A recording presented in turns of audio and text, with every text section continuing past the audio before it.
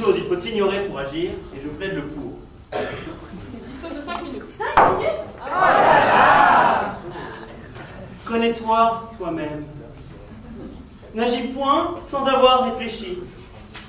Dans le doute, abstiens-toi. Mais combien de fois allons-nous entendre encore ces proverbes mielleux et minables qui n'ambitionnent à faire de nous que des vulgaires pleutes, des poltrons timorés qui auraient peur de leur propre ombre? Combien de fois encore allons-nous subir ce déluge d'humanisme, ce dégoulinement de bien-pensance prétendument raisonnable? Eh bien moi, ces proverbes, je les réfute catégoriquement et absolument.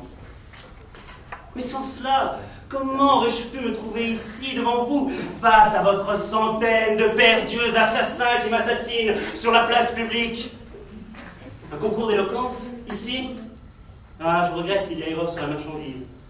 C'est un véritable abattoir. C'est un massacre dont seuls les candidats ignorent jusqu'au dernier moment que ce sont eux les victimes. Croyez-moi, je sais déjà ce qui va m'arriver. J'en ai l'expérience. Quoi que je fasse, quoi que je dise, je vais me faire cartonner. C'est un coup de batte de baseball qui vont me renvoyer chez moi. Avons-nous vraiment affaire ici à un jury? Non. C'est un véritable tribunal. Non. Le mot n'est pas encore assez fort. C'est un tribunal infernal et démoniaque. Non, ça ne suffit pas. C'est le comité du salut public réincarné, un véritable peloton d'exécution. Et croyez-moi, la sentence est déjà prononcée. Oh, vous ne le savez pas, mais c'est la mort. Fusillé en place publique, le petit rigolo. Le jugement est déjà prononcé. Sur l'arrêt d'exécution, cette petite note. Pas de quartier visé au cœur, signé Robespierre. Alors bien sûr, maintenant, je suis habitué. Et mon cœur s'est cuirassé contre les attaques à venir qui viendront glisser sur la carapace de mon indifférence. Mais moi aussi, je peux vous dire que si j'avais su, je serais pas. On voit donc le poids du savoir. Nous paralyse, nous brime, c'est un carcan. Mieux vaut être un cheval de trait finalement, dont les œillères, placées sur les yeux, nous empêchent de voir rien d'autre que ce qui est face à nous. En avant, fouette cocher, droit devant, et peu importe le reste. Le reste, il faut l'ignorer. Ainsi, j'ai ignoré mes adversaires. Vous avez écouté? Moi pas.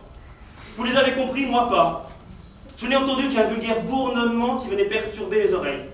Imaginez donc, mais s'ils étaient brillants, cela aurait pu saper ma confiance, me faire perdre tous mes moyens.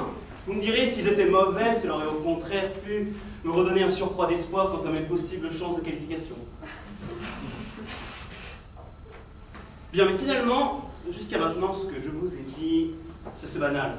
Pour agir, il vaut mieux ignorer certaines choses. Oui, bon, on a compris. Maintenant, je vais vous proposer une vision plus radicale, plus extrême, plus absolue. 1519. Veracruz. Des cris de colère, de panique, de rage s'élèvent.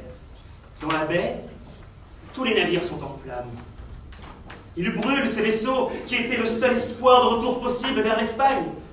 Le coupable, tout le monde le connaît, mais personne ne l'arrête. Car c'est Cortés, le chef de l'expédition, lui-même, qui a donné l'ordre de les brûler. Plus d'échappatoire possible.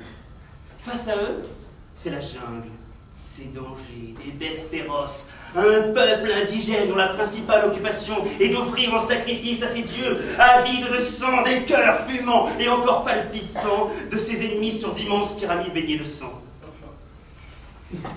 Tout cela, ils l'ignorent encore. Mais, plus important encore, ils ignorent la possibilité même de l'échec. Plus de retour en arrière possible. Marche ou crève, vaincre ou mourir. Mais, inutile de revenir à ces temps anciens. Beaucoup plus près de nous, on pourra retrouver ce comportement conquérant. Oui, tous ceux qui, autour de nous, avaient choisi de ne passer que le concours des 3 parisiennes. C'est ça ou rien. Mais voilà ce qu'on va voir. Peut-être y avez-vous vu de l'arrogance, moi j'y vois de l'humilité. Peut-être y avez-vous vu de la prétention, j'y vois de la simplicité. Eux, ils connaissaient les faiblesses humaines, leurs faiblesses. Ils savent qu'il faut se mettre soi-même au pied du mur pour donner le meilleur de soi-même. Ils ignorent délibérément toute alternative, pas de petite porte dérobée, pas d'issue de secours. Et aujourd'hui, moi aussi, Je vous ai proposé un discours où j'ai ignoré toute nuance, toute concession, ça passe ou ça casse.